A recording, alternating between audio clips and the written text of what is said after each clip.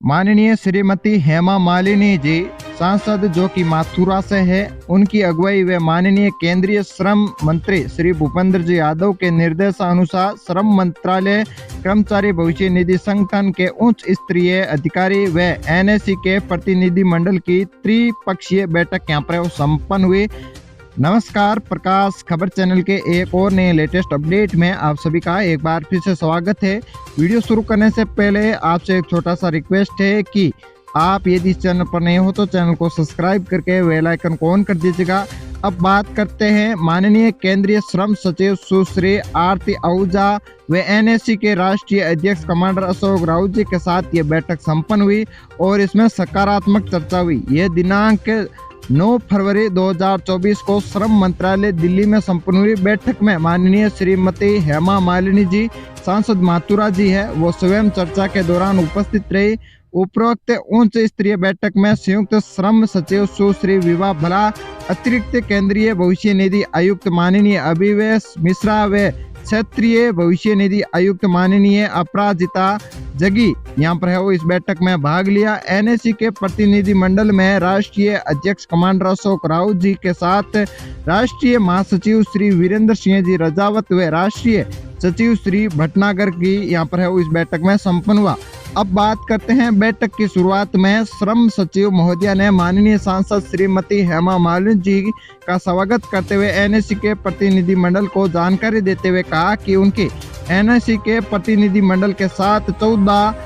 दिसंबर 2023 को संपन्न हुई एक बैठक के बाद विभिन्न स्तरों पर 4 बैठकें हो चुकी हैं। आगे बताया कि श्रम मंत्रालय ईपीएफओ द्वारा मिनिमम पेंशन को बढ़ाने हेतु प्रक्रिया तेजी से जारी है। उपरोक्त जानकारी देते हुए पेंशनर्स का पक्ष रखने हेतु एनएससी प्रतिनिधि मंडल ने कहा कि NSC chief commander Ashok Raut ji ने जंतर मंतर पर दिनांक 31 जनवरी 2024 से शुरू यहाँ पर है वो प्रांतवार क्रमिक अनशन ईपीएस 95 पेंशन स्कीम कैसी थी, क्या कमियां रही, कौन कौन प्रावधान वे कब कैसे यहाँ पर है वो एक तरफा निर्णय लेते हुए ये यहाँ पर जो धरना प्रदर्शन था वो समाप्त किया गया था और पेंशनर का दायित्व अवस्था और अल्प पेंशन व मेडिकल सुविधा के अभाव से बढ़ती यहाँ पर है वो मृत्यु दर है वो लगातार बढ़ती जा रही है। पेंशनरों की वास्तविक वेतन पर उच्च वेतन का भी यहाँ पर है वो वंचित पेंशनर्स की समस्याओं को रुकावट आदि मुद्दों पर है वो एनएससी संगठन द्वारा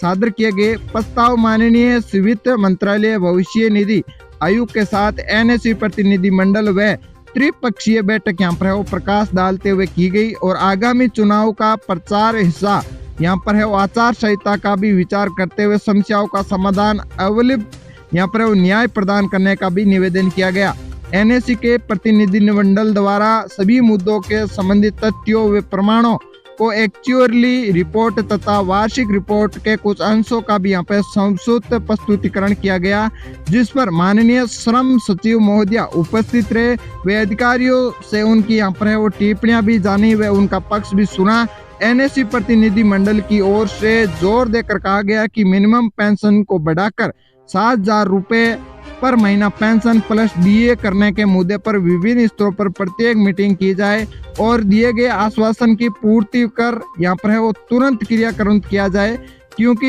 ईपीएफओ के पेंशन फंड में यहाँ पर यह सारा संभव है। एनएससी के सभी मुद्दों को चर्चा के बाद श्रम सचिव महोदया ने कहा कि अब वर्तमान में ईपीएस 95 पेंशनर के हित में मिनिमम पेंशन बढ़ाने हेतु यहाँ पर है वो क्या अच्छा किया जा सकता है, उस पर हमने है वो कई एक्सपर्टाइज किए गए हैं, जिसे अंतिम रूप देने में एनएससी प्रतिनिधि मंडल को उनके यहाँ पर है वो कुछ नए प्रस्ताव के हित में अलग अलग सप्ताह में चर्चा करने के लिए बुला रहे हैं। अन्य मुद्दों पर भी आप अपने सुझाव दे सकते हैं, लेकिन आप अपना यहाँ पर है वो अनशन समाप्त करें। एनएससी के साथ यहाँ पर है वो श्रम सचिव महोदया सुश्री अपराजिता जगी को भी यहाँ पर है वो अगले सप्ताह एनएससी चीफ सहित उनके प्रतिनिधि मंडल के साथ बैठक कर मिनिमम पेंशन का प्रस्ताव तैयार करने के लिए भी निर्देश दिए गए। वे आवश्यक पड़ने पर यहाँ पर एनएससी प्रतिनिधि मंडल की मांग के अनुसार केवल पेंशन के मुद्दों पर विशेष सीबीटी की मीटिंग का भी आयोजित करने के भी संकेत दिए गए थे।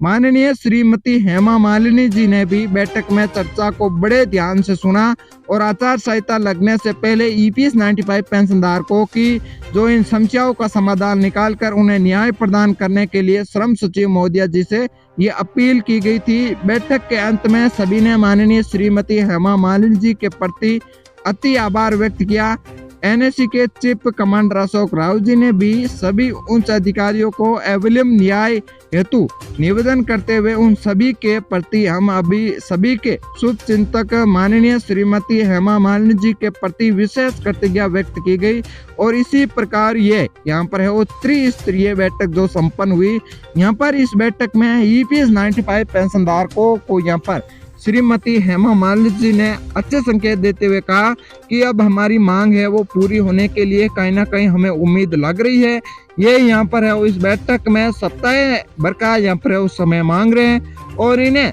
सभी मुद्दों के बाद श्रम सचिव महोदया ने कहा कि वर्तमान में ईपीएस 95 पेंशन धारकों को हितों में पेंशन बढ़ाने हेतु अच्छा किया जा रहा है और इसमें कुछ समय लगने के कारण यहाँ पर इसे कुछ आप यहाँ पर है वो समय दे। और इसी को लेकर ये यहाँ पर है वो माननीय श्रीमती हेमा मालिनी जी जो कि सांसद है उनकी अगुवाई में केंद्रीय श्रम मंत्री श्री भूपेंद्र जी यादव के निर्देशानुसार यहाँ पर श्रम मंत्रालय कर्मचारी भविष्य निधि संगठन के उच्च अधिकारी व एनएससी के प्रतिनिधि मंडल की ये बैठक यहाँ पर शांतिपूर्ण संपन्न हुई। और इसमें कुछ ऐसे भी यहाँ पर ठोस कदम निकल कर आ रहे हैं जिससे ईपीएस 95 पेंशन धारकों को खुशखबरी दिखाई दे रही है। तो दोस्तों इस वक्त की ये सबसे बड़ी लेटेस्ट अपडेट थी। उम्मीद करता हूँ वीडियो में दी गई जानकारी आपको सही एवं सटीक लगी है तो वीडियो को लाइक करके शेयर जरूर करें और चैनल पर नए हो तो चैनल को सब्सक्राइब करके बेल आइकन को ऑन कर दीजिएगा क्योंकि ईपीएफओ व पेंशन से जुड़ी हुई छोटी बड़ी लेटेस्ट अपडेट आपको इस चैनल के माध्यम से हर पल दी जाती है। तो मिलते हैं एक नए लेटेस्ट अपडेट के साथ, तब तक के लिए जय हिंद, जय भारत, वंदे मातरम मेरे दोस्तों।